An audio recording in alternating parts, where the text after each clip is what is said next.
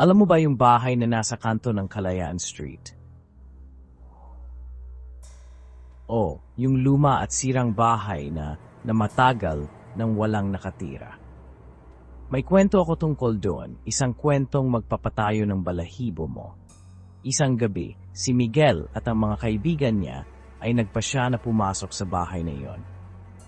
Palibhas ay puno ng takot at excitement. Dahan-dahan silang pumasok sa kalumaan ng bahay.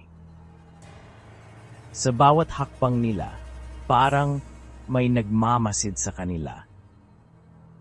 Nasa gitna sila ng sala nang biglang sumara ang pinto.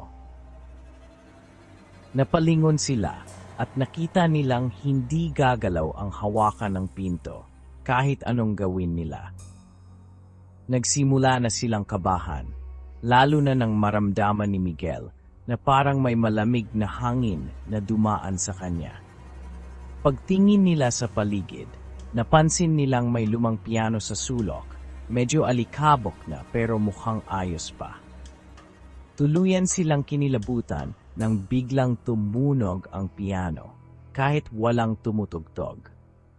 Parang may invisible na kamay na naglalaro ng mga nota. Nagsimula silang maghanap ng daan palabas, ngunit sa bawat silid na kanilang pinasukan, parang mas lalo lang silang naliligaw. Ang mga dingding ay puno ng lumang larawan ng mga taong tila nakatitig sa kanila. Ang bawat larawan ay parang buhay. Sumusunod ang mga mata sa bawat galaw nila. Habang naglalakad sila sa isang madilim na hallway, narinig nila ang mga yapak ng isang batang umiiyak. Si Miguel, na pinakamatapang sa grupo, ay sinundan ng tunog. Sa dulo ng hallway, nakita nila ang isang maliit na babae, nakatayo sa sulok, umiiyak. Lumapit si Miguel, ngunit nang malapit na siya, biglang humarap ang bata at nag-iba ang itsura nito. Isang nakakatakot na ngiti ang bumungad sa kanila. Tumatakbo sila pabalik sa sala, hinahanap ang paraan upang makalabas. Sa wakas, nakita nila ang isang bintana na bukas. Isa-isa silang lumundag palabas, takot at hingal na hingal.